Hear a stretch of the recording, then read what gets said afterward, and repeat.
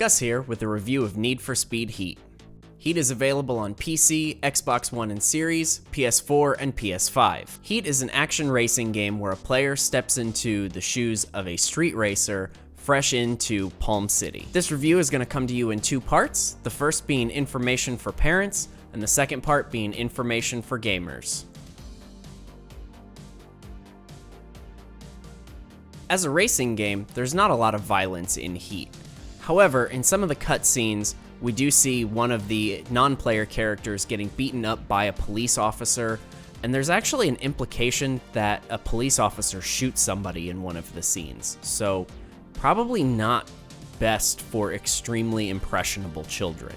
To my surprise, there's actually no references to drugs or alcohol in Need for Speed Heat, so all safe on this front. There's no romance or nudity in Need for Speed Heat, and all the player character models are very family friendly. In fact, I would actually say that what you would see in Need for Speed Heat is probably more family friendly than if you went to the actual Miami Beach area that this game is set in a fictionalized version of. The cutscenes have some infrequent swearing, and I'll include a list in the description of what some of those words are. And they're not any of the particularly strong language that most people would worry about, but if you have concerns about that, definitely check the description. There is also an optional online component for this game that does include a voice chat, so be aware of that if you've got really young gamers. You'll never know what people are going to say online.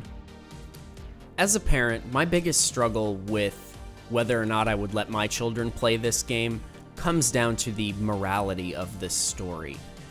As a street racer, you're already playing a character who is breaking the law. However, once you get into the narrative of this game, what you find is that you've got very corrupt cops, instances where the police are beating up people who are not posing a threat to them. So we're talking about legitimate police brutality here. There's also a scene where it is heavily implied that a character is shot by the police who does not pose a lethal threat to them, and that's incredibly problematic.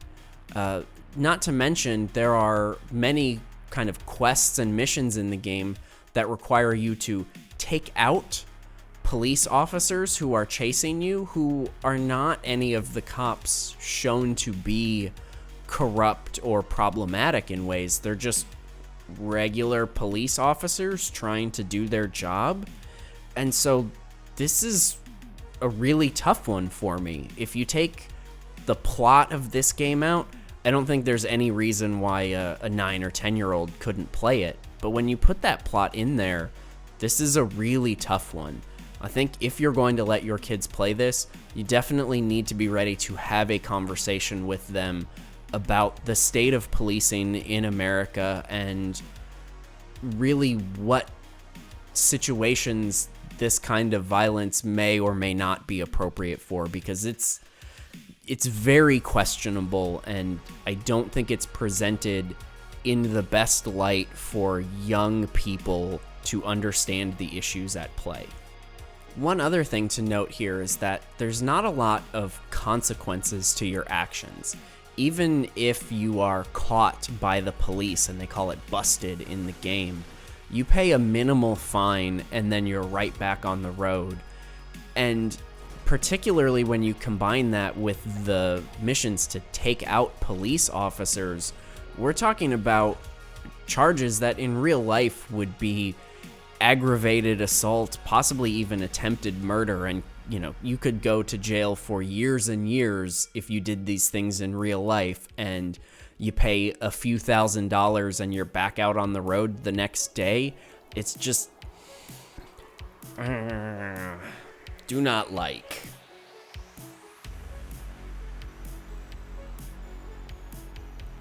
If you're already familiar with the Need for Speed franchise, you pretty much know exactly what this game is like in terms of how it plays. There's a lot of street racing, there are drift events, and they've also added some off-road races to kind of break up what we've gotten used to from the series. But for those who aren't familiar with it, Need for Speed is an action racer, so it's not a simulation where all of the vehicles handle very realistically. It's very much stylized, kind of like a Fast and the Furious video game. So this is a very stylized racing game that's not meant to be realistic. It's just meant to be fun. And I gotta say, they do a great job of presenting a fun driving experience. No matter what kind of vehicles you're interested in, you're probably gonna find something that you like, whether it's muscle cars or classic sports cars. They even have SUVs and VW Beetles. They've got just all sorts of stuff to drive. And, depending on what you're interested, you'll find a vehicle that you like and a style of driving that's fun. So a lot of really good gameplay here if this is the style of racing game that you're interested in. One thing I will note is that I don't think the game is difficult enough. Even playing on the hardest setting, I was very quickly at a point where I could tune my car strong enough that all of the races were just way too easy. And so not having that challenge present kind of made it just a chore sometimes to go do the races, because you have to do certain number of events and races to progress through the story. And without the challenge there, it kind of diminished the fun for me. In terms of graphics, the cutscenes here and the facial animations they present are nothing to write home about, but considering that this is a racing game and not some kind of role-playing game, that can kind of be expected. However, when you start talking about the world and the vehicles, the graphics are absolutely incredible. Whether you're playing on 1080p or in 4K, once you're in the car and moving around, this game is great to look at. I loved the soundtrack for this game. Lots of really cool rap and pop music that's really fun to just drive around to and listen. However, because it is real music from real artists that you might hear on the radio, if you're a content creator, be careful with this music because it could get you in DMCA trouble. However, you can just turn the music off, so if that's something you're concerned about, go ahead and take that step.